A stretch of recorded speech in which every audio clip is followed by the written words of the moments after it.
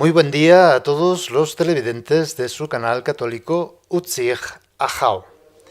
De nuevo nos encontramos con ustedes en esta serie de programas respecto a la escritura, aprendiendo a leer la Biblia. La finalidad, el objetivo de estos programas es leer la Biblia, pero aprendiendo a leerla desde la intención con los que los autores pues escribieron estas letras, esta palabra. Sobre todo quieren comunicar, quieren transmitir un acontecimiento. Y el acontecimiento es la vida de Dios venido en la carne, su pasión, su muerte y su resurrección. Y es una acción completamente gratuita de parte de Dios. San Pablo será quien explique con categorías del judaísmo y también del paganismo este acontecimiento. Por lo tanto, ya es una visión más teológica. Por eso hemos de enfrentar las cartas de San Pablo en este sentido. Hemos visto una cuestión general del Nuevo Testamento, las distintas comunidades y las distintas estrategias para la evangelización. Entonces, hemos de considerar siempre la comunidad a la que se refiere pues, el autor cuando escribe pues, su evangelio o sus cartas. Por lo tanto, vamos a encontrar ahora desde el Corpus Paulinum, que se llama el cuerpo de San Pablo, es en la misma escritura los Hechos de los Apóstoles y las cartas escritas por Pablo y las comunidades, fuente principal y fundamental para poder conocer a este apóstol en esta estrategia muy concreta de la misión. Reunir a todo el pueblo mesiánico, judíos y paganos, judíos y gentiles, en un solo cuerpo. Esa sería la intención. Las cartas de Pablo nos cuentan parte de la vida y misión, mientras que los Hechos de los Apóstoles, sobre todo a partir del capítulo 13, con clara intención teológica, el paso de su predicación a los judíos a los paganos o gentiles. Pablo siempre empieza por la sinagoga, los judíos, y sigue con la predicación a los paganos, con esa sorprendente respuesta de los paganos y ese sorprendente rechazo de los judíos. Por eso, sus escritos van dirigidos a comunidades concretas y desde esa proyección deben ser leídas y comprendidas. Hay verdaderos tratados en temas muy concretos, como Gálatas, Romanos, y también temas de carácter pastoral y apostólico para la edificación de la comunidad. Por eso vamos a tratar por temas, no por cartas, palabra por palabra, sino por temas generales, y así cada uno está invitado a leer cada una de las cartas. Y teniendo este bagaje general, puede enfrentarse a cada una de esas cartas. Vamos a tratar temas variados, sobre todo los que hay más controversia o hay más dificultad para poderlos llegar a comprender. Vamos a tratar temas como el discipulado, como la justificación, la fe, las obras, la iglesia, es decir, los temas fundamentales en que cada comunidad cristiana va edificándose a sí misma. Bien, vamos a empezar entonces, ¿qué es? ¿Cuál es el sentido y el significado para Pablo del discipulado? Muchas veces podemos caer en la tentación en la que cayeron los protestantes, ¿verdad? En considerar a Pablo como una persona individual, en un intimismo individualista.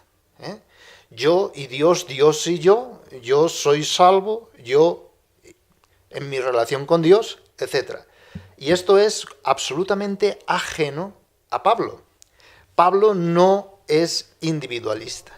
No seguía por esa filosofía del individualismo existencial que pues tomó Lutero y que hoy toman pues bastantes sectas protestantes, no tanto el luteranismo, pues que pues está muy cercano pues a la doctrina de la Iglesia Católica, pero la división que ha provocado el mismo luteranismo y también la reforma pues de los protestantes, Calvino, etcétera, pues ha llegado a una división tal que ya no se puede tener como una doctrina clara entre todas estas sectas nacidas del protestantismo. Bien, hemos de leer siempre a San Pablo desde la perspectiva que él tiene, y la perspectiva no es individualista, sino siempre es comunitaria. Siempre es en la Iglesia y desde la Iglesia que él actúa, y él lo que proclama es el mensaje de salvación. Y quiere ser, diríamos, un eslabón más de la Iglesia, no un individuo que hace su Iglesia aparte. Siempre va buscando la comunión con la comunidad de Jerusalén. Ahí vemos la preocupación con la colecta, o cuando dice en Gálatas 2:2 y varios textos, que está preocupado diciendo, a ver si lo que estoy haciendo está mal, necesito la aprobación de la comunidad. Bien, o la preocupación al escribir la carta a Roma, la carta conocida a los romanos, ¿verdad? Como va a ir allá, va diciéndoles cuál es su doctrina, porque siempre hay gente que le persigue y gente que habla cosas que no son ciertas. El mismo Pedro dice, hay que tener cuidado con lo que escribe Pablo, porque es difícil de entender y hay mucha gente que malinterpreta las palabras de Pablo, siendo estas palabras de Pablo inspiradas por Dios. El mismo Pedro habla de la inspiración de las cartas de Pablo como palabra de Dios. Primer tema. ¿Cómo considera Pablo ser discípulo misionero de Jesús? ¿Qué significa ser discípulo de Jesús? Seguir a un maestro, en cuanto a doctrina, enseñanza. No. Seguir a Jesús para Pablo es estar en Cristo. Es diferente aprender de alguien a estar en alguien. Pablo basa toda su predicación o toda su misión en decir, estamos en Cristo. La palabra participación es importantísima. Ser discípulo de Jesús es participar de Jesús. Participar, podemos decir que viene de ser parte de Cristo. Estar en Cristo, ser parte de Cristo. Desde ahí hablará de su doctrina del cuerpo de Cristo. Es decir, ser discípulo de Jesús es estar en su cuerpo. Por lo tanto, no es una cuestión individual o intimista. El cuerpo es la Iglesia. Y ser parte de Cristo, estar en Cristo, significa estar en la Iglesia. Bien, por lo tanto, toda esa doctrina intimista e individualista cae por su propio peso. Estar en Cristo, vivir y amar en Él. Esta preposición en significa presencia, participación e imitación. Dice Pablo, para que podamos entender qué significa el discipulado. Vivo, pero no soy yo, sino que es Cristo quien vive en mí, ¿verdad? Es decir, yo estoy en Él y Él está en mí. Eso es ser discípulo. No es aprender doctrinas, no es aprender una serie de enseñanzas, una serie de ritualidades que el maestro enseña y yo voy a practicar o voy a cumplir. No, eso no es, ¿verdad? Ser discípulo de Jesús. El discipulado consiste en dejar que Cristo habite por la fe en mi corazón. Y que no sea yo quien viva, sino Él quien viva en mí. Que no sea yo quien ame, sino que sea Cristo mismo amando a través de mí, en mí. Eso es lo que significa la vida en Cristo, la vida según el Espíritu. Estar en Cristo supone, por lo tanto, estar en la Iglesia. Ser discípulo de Jesús no es una cuestión individual. Yo acepto a Cristo en mi corazón, listo. No. Hay que confesar la fe. Y esa confesión de fe no tiene otro lugar ni otro espacio más que la Iglesia. Podemos ver en Efesios, capítulo 4, versículo 16. Entonces, en la carta a los Efesios, capítulo 4, versículo 16. ¿Ya lo tienen? Dice: de quien todo el cuerpo recibe trabazón. Vamos a leer desde el versículo 15. Antes bien, siendo sinceros en el amor, crezcamos en todo hasta aquel que es la cabeza, Cristo. Por lo tanto, está hablando ya de un cuerpo. Y hay que crecer hasta la cabeza, que es Cristo. Y dice el versículo 16, de quien todo el cuerpo, por lo tanto no es algo individual, es algo comunitario, es la Iglesia, el cuerpo de la cabeza, que es Cristo, es la Iglesia. Por lo tanto, de quien todo el cuerpo recibe trabazón y cohesión por medio de toda clase de junturas que llevan la nutrición según la actividad propia de cada una de las partes. Participación, partes, junturas. Todo esto nos habla de un organismo vivo, no individuo con Cristo, sino toda una corporalidad, cuerpo. ¿Bien? Según la actividad propia de cada una de las partes, realizando así el crecimiento del cuerpo para su edificación en el amor. Yo no puedo crecer hasta Cristo cabeza, yo, individualmente, de una forma intimista. Es que yo tengo fe, pero mi esposa no, ya está, listo. No. Es decir, es en la Iglesia, es con todo el cuerpo, ¿verdad? Y solamente así podemos empezar a vivir la vida nueva. Por lo tanto, ser discípulo de Jesús y ser parte del cuerpo que es la Iglesia es indisoluble. No lo podemos separar. Ahora bien, en el bautismo, en Romanos, el capítulo 6, habla de todo esto, ¿verdad? ¿Qué diremos pues? ¿Que debemos permanecer en el pecado para que la gracia se multiplique? De ningún modo, ¿bien?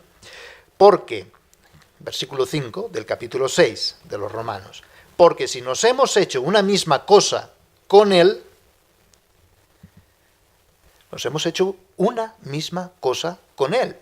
De ahí viene participar, parte. Yo soy una parte de Cristo, partícipe. Nos hemos hecho una sola cosa con Él.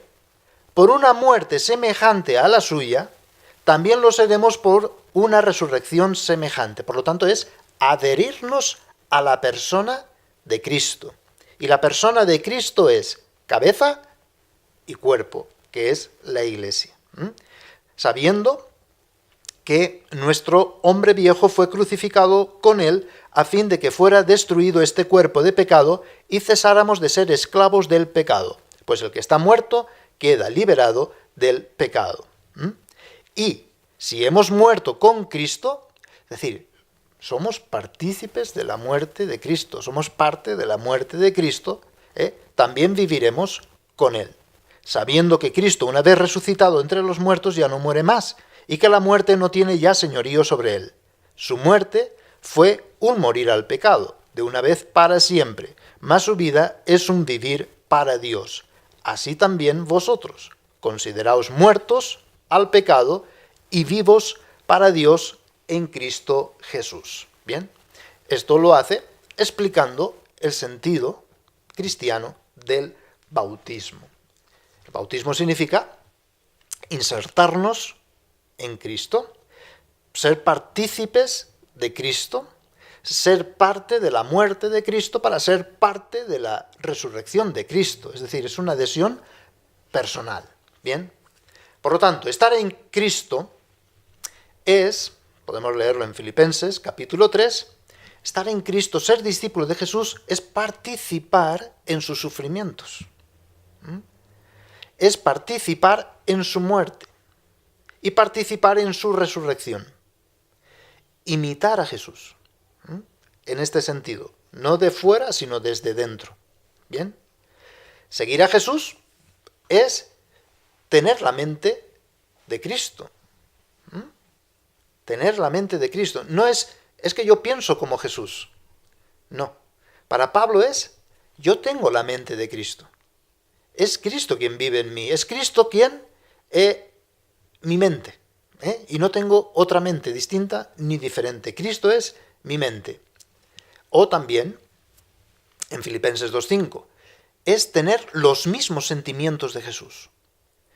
No, yo tengo mis sentimientos en confrontación con los sentimientos de Jesús. No, es participar. Por lo tanto, tengan entre ustedes los mismos sentimientos que Cristo Jesús. Es vivir su misma vida. Quien cree en Él debe de vivir como vivió Él, ¿verdad? Es decir, tiene que tener parte de su vida, ser partícipe de su vida y amar como Él, en Él, ¿bien? En Cristo, por Él y en Él, y con Él, el creyente piensa, ama y actúa. Claro, después hablará de la libertad del cuerpo, y la libertad del cuerpo es causada por el Espíritu, que da a cada uno una diversidad de ministerios, de dones o de carismas, pero todo para la edificación del cuerpo, como ese hombre completo y ese hombre perfecto que es Cristo.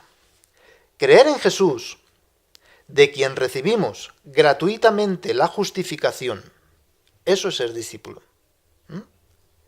Aceptar sin condiciones su evangelio y anunciar su mensaje, porque la verdadera liturgia es apostolado. Hacer entrar a todas las gentes, judíos o paganos, en este cuerpo, porque el muro que los separaba ya ha sido destruido, ha sido derrumbado. ¿Bien? Por lo tanto, ser discípulo de Jesús es ser discípulos de un Cristo resucitado, la cabeza que ya está a la derecha del Padre. ¿Bien? Entonces se trataría de ir participando. Y Cristo está vivo en su palabra, en su espíritu y en la autoridad apostólica, como también vamos a ver después. Bien, pues este sería un tema importante, ¿verdad? El discipulado. ¿Qué es ser discípulo de Jesús? Aquí ya se cae toda esa estructura filosófica intimista protestante del individuo, ¿verdad? Yo y Dios. Y muchos católicos como toman eso y dicen, la salvación de mi alma, es lo más importante, la salvación de mi alma. Pablo no es garante de esa filosofía en ningún sentido, ¿sí? Siempre va a hablar de un cuerpo, ¿verdad? Bien. Ahora vamos a ir hablando de otro tema después del discipulado. Podemos ir hablando de la salvación. Es decir, el típico protestante es decir, soy salvo, no soy salvo. ¿Qué significa eso de la salvación? Bien, fe, salvación, obras son puro don de Dios.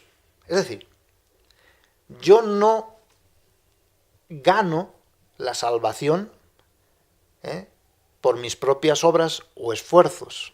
Así como los judíos pensaban que se ganaban la salvación por el esfuerzo en cumplir la ley. Acuérdense de los fariseos.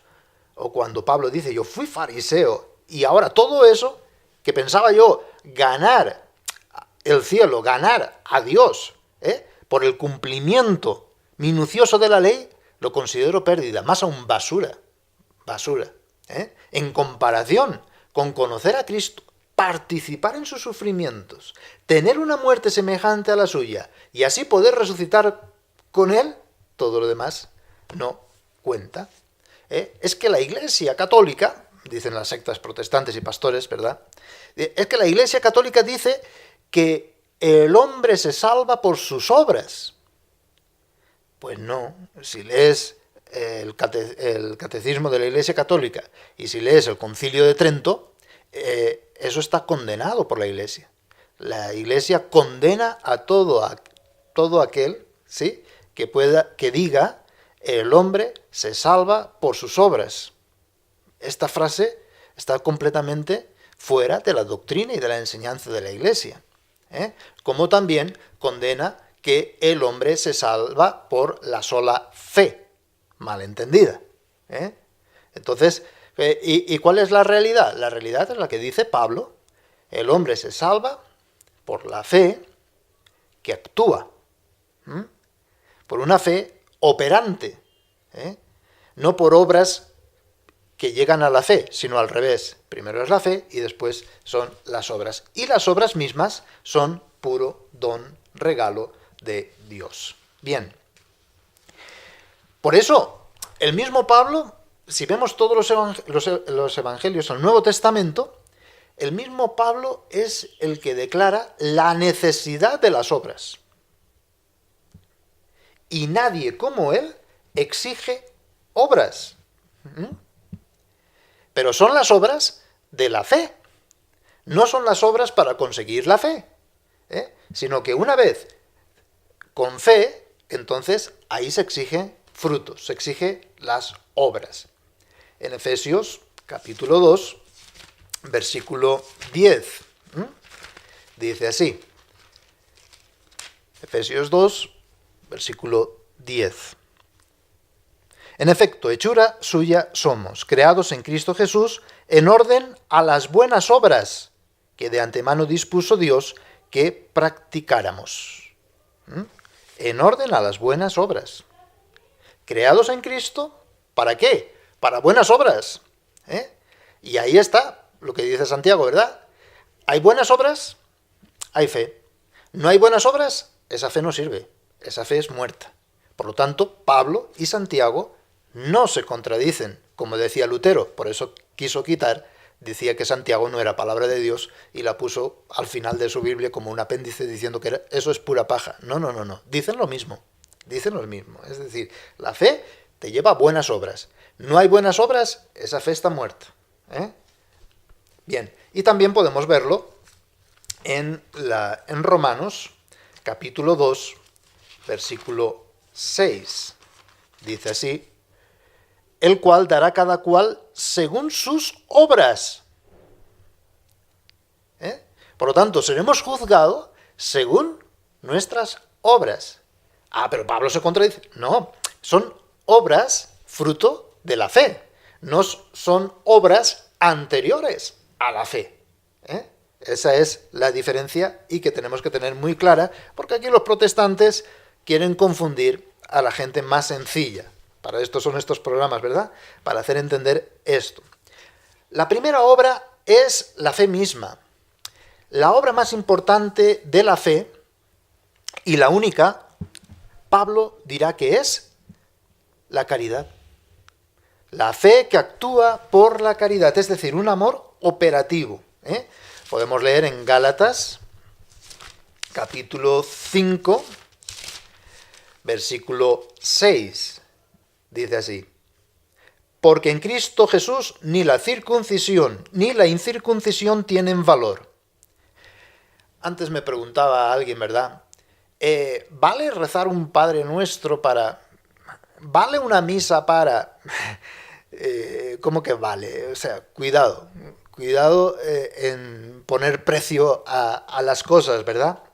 En Cristo Jesús ni la circuncisión ni la incircuncisión tienen valor.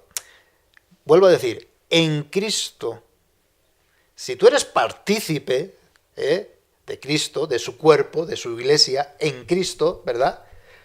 Solamente tiene valor, solamente vale, ahí sí que podemos decir vale, solamente vale la fe que actúa por la caridad.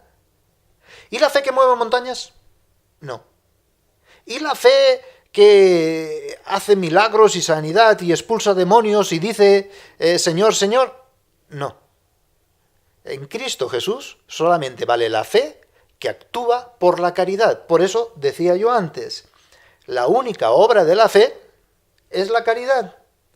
Hay caridad, hay fe. No hay caridad, no hay fe. Porque la buena obra, las buenas obras, son la caridad. Si no, lean el hermoso himno de 1 Corintios 13. Después de hablar de diversidad, de dones, de carismas y de maravilla, y primero estos, después los otros, dice, ahora les voy a hablar de un camino más excelente. Que si tienes todo lo otro y todo lo demás, pero si te falta esto, de nada te aprovecha, de nada te sirve. La caridad no acaba nunca. Ahí está la clave. También podemos leerlo en Primera de Tesalonicenses. Recuerdo que es la primera carta escrita que tenemos de San Pablo, en el capítulo 1, versículo 3. Dice así: tenemos presente ante nuestro Dios y Padre la obra de vuestra fe, los trabajos de vuestra caridad y la tenacidad de vuestra esperanza en Jesucristo, nuestro Señor. Bien. Y también la carta a los romanos, que tanto embanderan pues sectas protestantes actualmente, pues también lo dice, ¿verdad? Ahí tenemos en el capítulo 12 de los Romanos, versículo 9. Dice lo siguiente: vuestra caridad sea sin fingimiento, detestando el mal, adhiriéndoos al bien. Siempre adherirse, ¿verdad? Adherirse a Cristo. Caridad. Caridad en la verdad. Y es cuando habla precisamente del culto. ¿Cuál es el culto espiritual? ¿Cuál es el culto verdadero? Y culmina con la caridad, ¿verdad? Bendecid a los que os persiguen, no maldigáis, alegraos con los que lloran, llorad con los que lloran, alegraos con los que se alegran, ¿bien? Tened un mismo sentir, los unos para con los otros, es decir, siempre viene a la unidad, a la comunión, y es el amor, ¿verdad? El amor de Dios ha sido derramado en sus corazones por el Espíritu Santo que se les ha dado. La prueba de que tienes el Espíritu es el amor, la cohesión, ¿verdad? Diversidad, pero en orden a la edificación del cuerpo.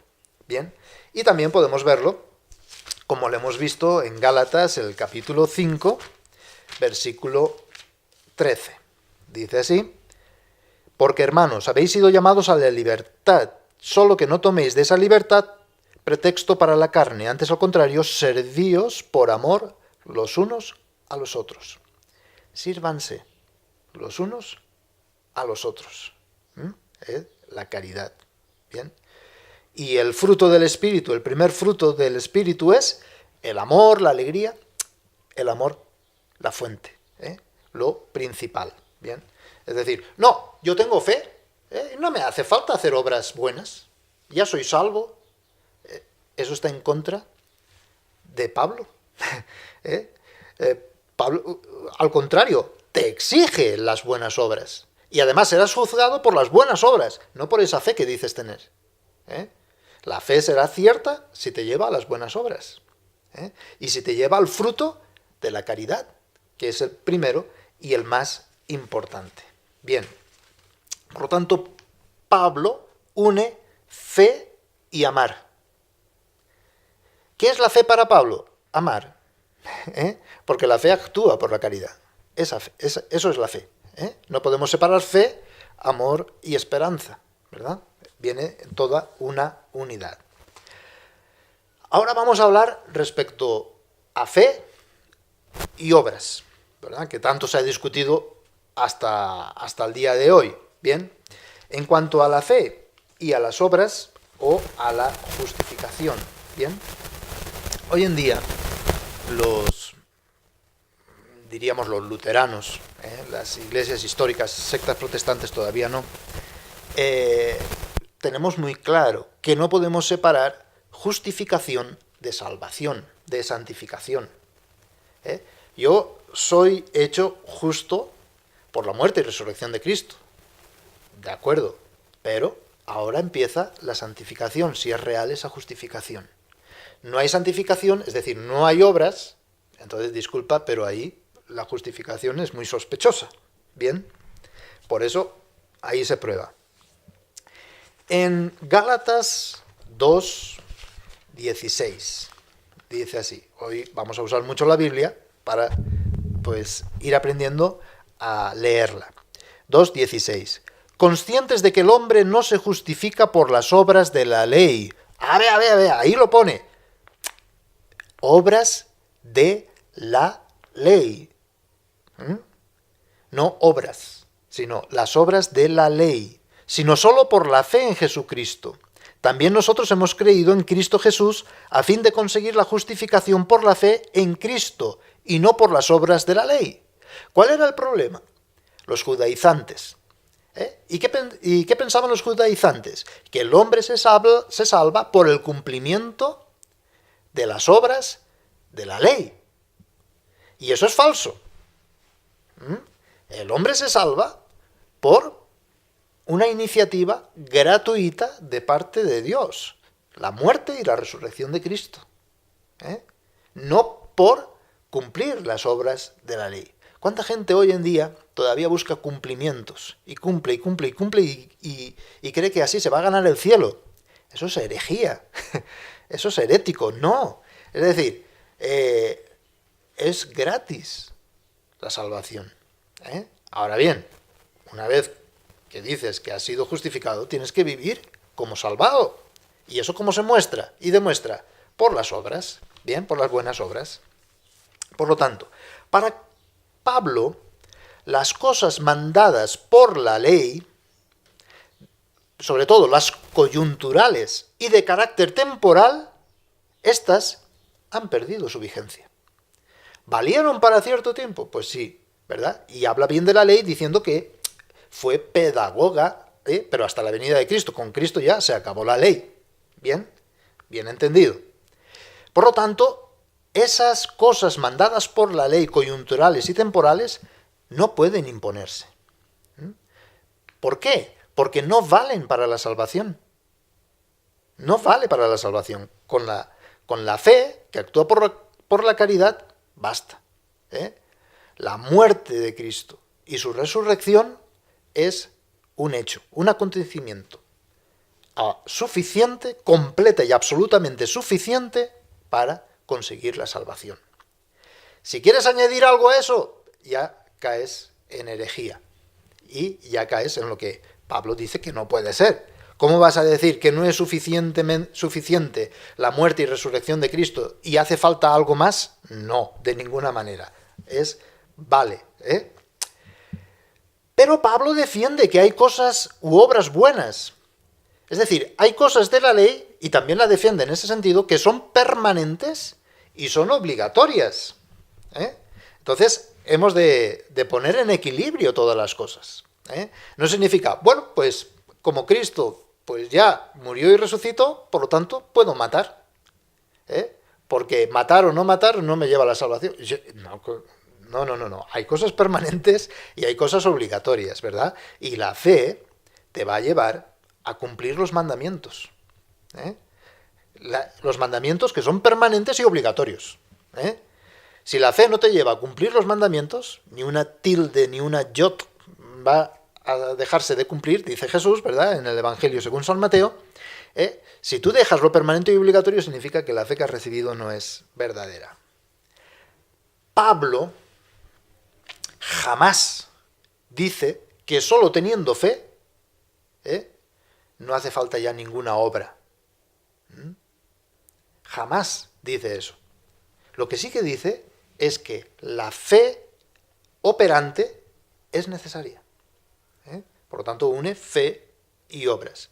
Pero las obras que vienen desde la fe. Bien, así lo tenemos que entender.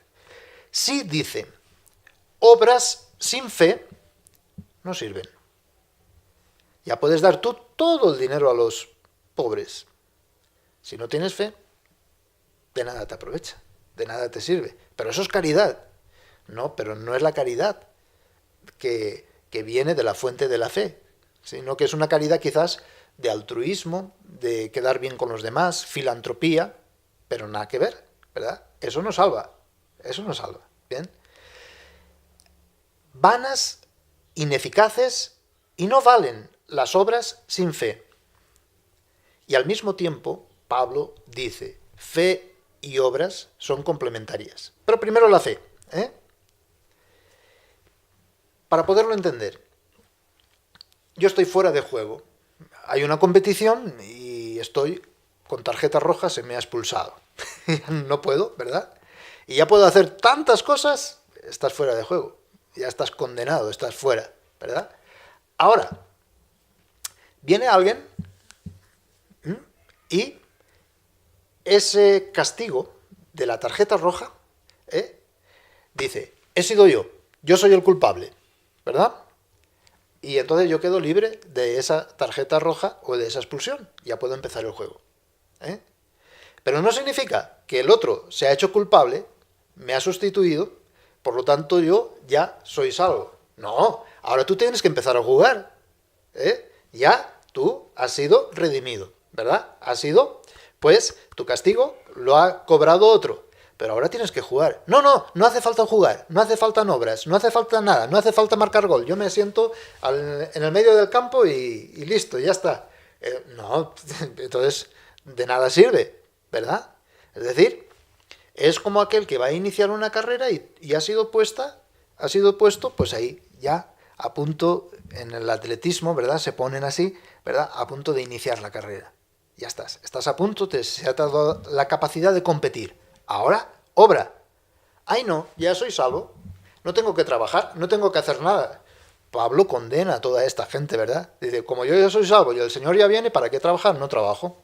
Pues el que no trabaje, que no coma.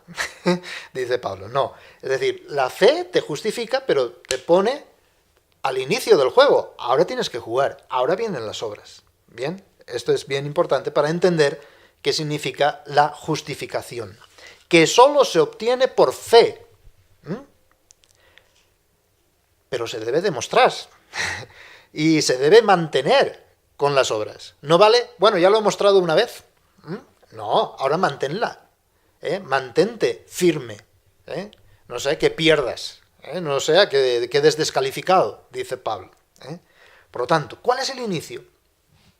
¿Cuál es la justificación de la que habla Pablo? ¿Cómo es esta fe? Pues el inicio es el encuentro personal con Jesús. Ese es el inicio. Y un Jesús que me dice, te amo y entregué mi vida por ti. Yo le reconozco como el Hijo de Dios. Y entonces le creo. Le creo a Él y creo en Él. Por lo tanto, empieza ya, porque es una unión vital, dinámica, confiada, segura. Y te puedes unir a Cristo. La fe no libera, por lo tanto, de las obras. La fe no libera de las obras, sino que las exige. Y las exige con mayor radicalidad. Cree aquel que practica la verdad que dice creer. Esto lo podemos ver en Colosenses, capítulo 1, versículo 23.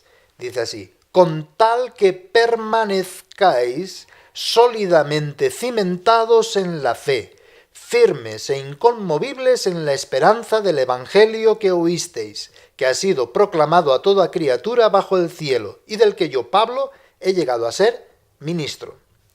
Sólidamente cimentados en la fe, permanezcan firmes e inconmovibles. Es decir, ¿te puede salir? Sí. Hay que mantenerse. Las obras, por lo tanto, dice Pablo, sí, pero de la fe. Esta es la clave. Y la fe es una vida, es algo progresivo. Hay que ir de fe en fe, dice Pablo. ¿Y cómo crece la fe? Por las obras de la fe. Y así va a crecer. ¿Y esas buenas obras de qué se trata? Pues son obras, la caridad como la única, ¿verdad? Ahí es Pablo. Bien, pues esto para entender las obras y la fe. Y ahora vamos a hablar, desarrollando el mismo tema, porque es el que Pablo habla constantemente en sus cartas, la justificación de la fe y la justificación por la ley de Moisés. Justificación por la fe. Es Dios quien hace al hombre justo. La justificación por la ley de Moisés, para el judío, el hombre justo es quien cumple la ley. ¿Ven la diferencia? Quien cumple la ley es justo. No. Es Dios quien me hace justo, no yo quien me hago justo delante de Dios. Por lo tanto, la justificación por la fe parte de la gratuidad de la muerte y resurrección de Jesús. ¿Y cómo se recibe? Indagamos más en este tema. No por cumplir la ley, judíos, o por esfuerzos personales, méritos propios, autorrealización, morales, éticas, dogmatismos de los gentiles, no por privilegio, no por premio, no por ser judío o por ser tal, sino por la fe en Cristo.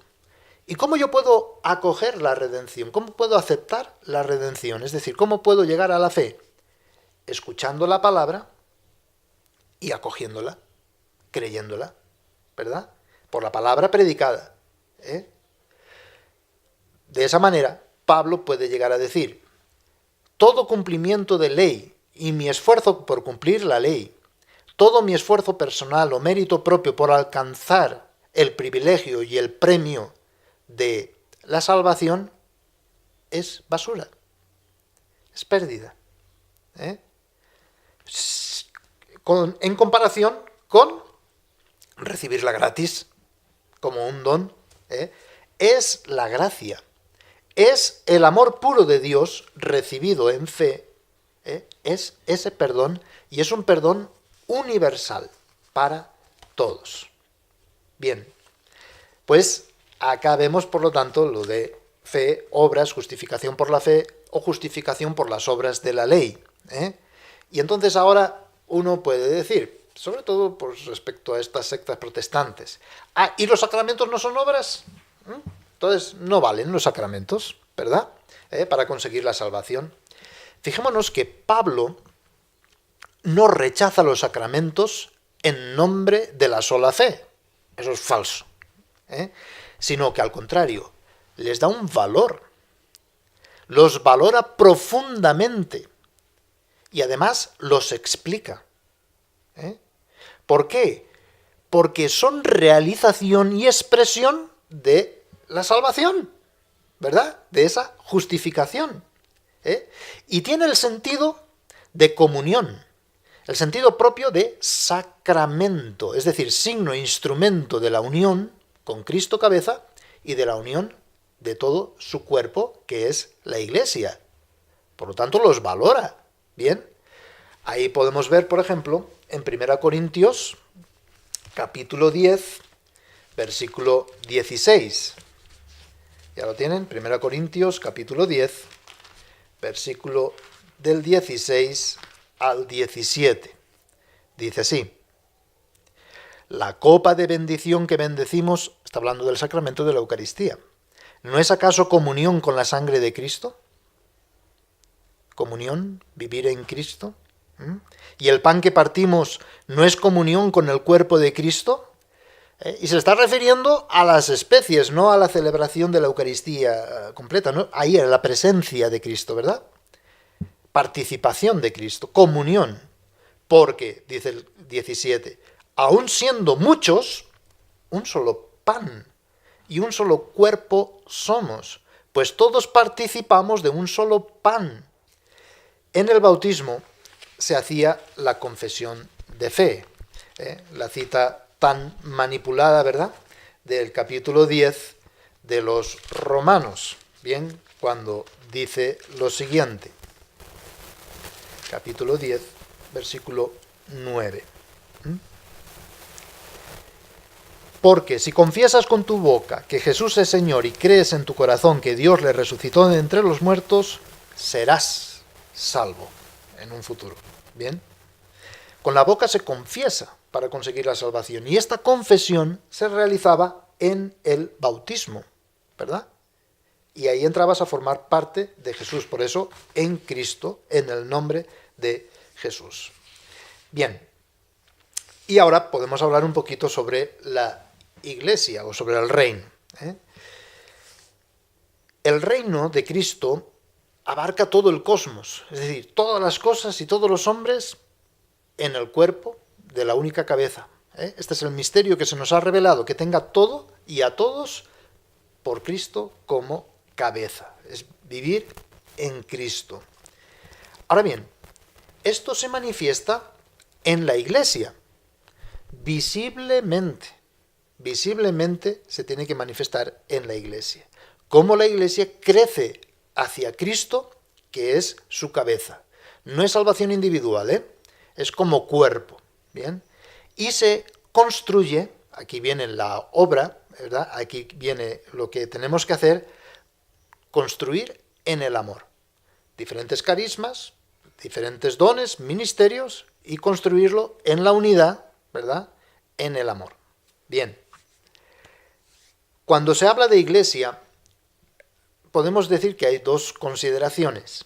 La Iglesia como comunidades eclesiales, las comunidades locales, la Iglesia local, que funda Pablo cuando va a Tesalónica o cuando va a Colosa, cuando va a los distintos lugares, y la Iglesia universal, ¿verdad? Que es de la que habla sobre todo la carta a los Efesios. Cuando Pablo habla de Iglesia, introduce este concepto tan importante, que es cuerpo de Cristo. Claro que habla también que la Iglesia es la plenitud de Cristo, que es familia de Dios, es el edificio que tiene como fundamento los apóstoles, profetas, la piedra angular es Cristo, o la habitación de Cristo, pero lo que más desarrolla es Iglesia como cuerpo de Cristo. Cristo es la cabeza, principio y fuente de la vida, una cabeza resucitada, sentado a la derecha del Padre, y con el enviando constante y permanentemente el Espíritu Santo. ¿A dónde? A su cuerpo. ¿Y qué es su cuerpo? La Iglesia. Y desde ahí va invitando a todas las gentes a unirse a ese cuerpo que es la Iglesia, que es un organismo vivo. Hay mucha diversidad, pero toda la diversidad dada por el Espíritu Santo es para la unidad del cuerpo, para formar un solo cuerpo. ¿Bien? Y el cuerpo está subordinado a esta cabeza. ¿Quién quiere participar de la muerte de Cristo para estar ya resucitado con Él? Participar. La unidad fundamental de los creyentes es lo que quiere Pablo decir cuando habla del cuerpo de Cristo. Y Cristo es el autor de esa unidad. Y algo bien importante, la redención, la justificación de cada persona en la historia, en el tiempo, en la prolongación del tiempo, se realiza a través de la Iglesia. La Iglesia, por lo tanto, es mediación de esa salvación y comunicación de esa salvación. Bien, capítulo 3, versículo 10. Para que la multiforme sabiduría de Dios sea ahora manifestada, pues a todos mediante la Iglesia, que es el cuerpo de Cristo. Para que la multiforme sabiduría de Dios sea ahora manifestada a los principados y a los potestades en los cielos, mediante la Iglesia. Por lo tanto, aquí vemos que la Iglesia, el cuerpo, es la mediación que Dios quiere para la salvación de todos. En la Iglesia están todos los medios de la salvación. ¿Hay fuera de la Iglesia otros medios? Puede que sí, ¿verdad? Porque la abundancia pues se despliega, pero en su plenitud solamente en la Iglesia, ¿verdad? Que es el cuerpo de Cristo. Por lo tanto, podemos hablar que en la Iglesia hay lo que dice Pablo, y usa esta palabra griega, pleroma, es decir, plenitud. Algo que ha sido llenado, llenado con todos los medios de salvación, para que sea mediadora y para que comunique todos esos medios. Y al mismo tiempo significa pleroma, plenitud, algo que llena. Algo que ha sido llenado y al mismo tiempo algo que llena.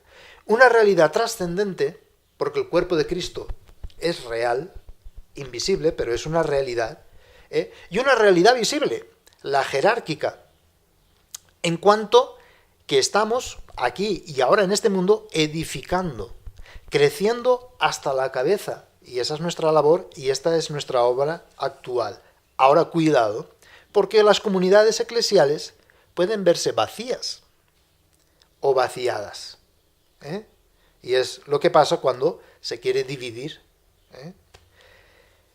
Y esto sería lo importante que hemos dicho antes. El cuerpo es el que constituye los miembros, no los miembros al cuerpo, que es la diferencia entre Iglesia Católica y todas estas sectas protestantes. El cuerpo es una realidad anterior y es una realidad dada gratuitamente. Ahora tú tienes que unirte a ese cuerpo, no hacer cuerpos extraños, porque sería hacer un monstruo. Hay una sola cabeza, ¿verdad? No hay distintos cuerpos, hay un solo cuerpo.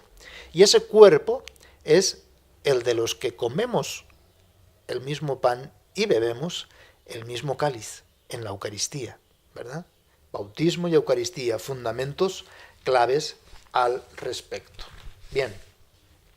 Por lo tanto, la Iglesia es entendida como un cuerpo, un organismo vivo. Es el Espíritu que va construyendo este solo cuerpo y constituye a cada bautizado en miembro de dicho cuerpo. Diversidad de miembros, pero unidad de cuerpo. Y eso es lo que estamos haciendo, construyendo, ¿verdad? Edificando para que Cristo esté completo. Y ahora yo quiero culminar también respecto a la justificación. Bien. La síntesis de la carta a los romanos. La gracia de Dios, mediante la fe, justifica al pecador. No podemos separar justificación de santificación. Recordemos, pues, lo que les decía antes, ¿verdad? Bueno, el castigo se te ha quitado, ahora ya puedes jugar, pero no quieres jugar, entonces no puede ser. Justificación tiene que seguir con la santificación, es decir, la fe tiene que verse operante en las buenas obras, en los frutos del Espíritu, ¿verdad? Y tiene que ser en justicia y en santidad. Por eso, los protestantes en un principio tomaron de la Biblia esto, y esto es muy importante, ¿verdad? Que quizás la Iglesia Católica había como descuidado, no olvidado, pero sí descuidado. Es decir, el autor de la justificación es Cristo. Y se había enfocado más y acentuado más en las obras, y pues obras antes de la fe. Y entonces eso es herejía, ¿verdad? Ahora bien, cierto, Cristo es la única causa de salvación. Nosotros lo afirmamos como católicos, si no, no somos católicos, estamos fuera de la Iglesia.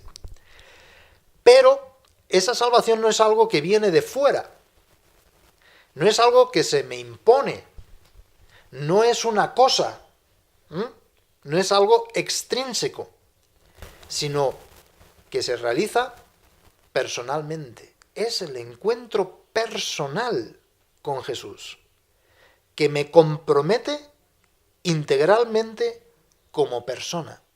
Se manifiesta por la palabra y el amor, eso es ser personal. No como una cosa, no como una fuerza, una energía extraña, no, sino que se me da personalmente, porque la gracia no son cosas. La gracia es Dios Padre, Dios Hijo, Dios Espíritu Santo, 3 personas. ¿Bien? No es una declaración, no es una apreciación divina. Yo te considero justo y cubro y tapo tu pecado. La gran mentira protestante, ¿verdad? Pero tú sigues siendo pecador. No, de ninguna manera. No es una declaración que se hace impositivamente, no. Es un diálogo. Es una invitación. Es una invitación a la comunión con Él. ¿Quieres? No es una imposición. Y ese quieres está lleno de conocimiento, de diálogo amoroso. Esa es la clave de la Iglesia Católica. No es una fe fiducial, yo creo y punto y se acabó. No, la fe viene en un proceso de relación personal. No puede ser impuesta, no puede ser uno obligado a salvarse porque sí. No. Un diálogo amoroso. ¿Quieres? Por lo tanto, es un acontecimiento. Es un acto histórico real de Dios que transforma, y esto habla constantemente Pablo, transforma internamente el corazón del hombre. Lo transforma realmente, ¿verdad? Para que pueda jugar. Muchas gracias por su atención y nos seguimos viendo. El próximo programa hablaremos de los evangelios.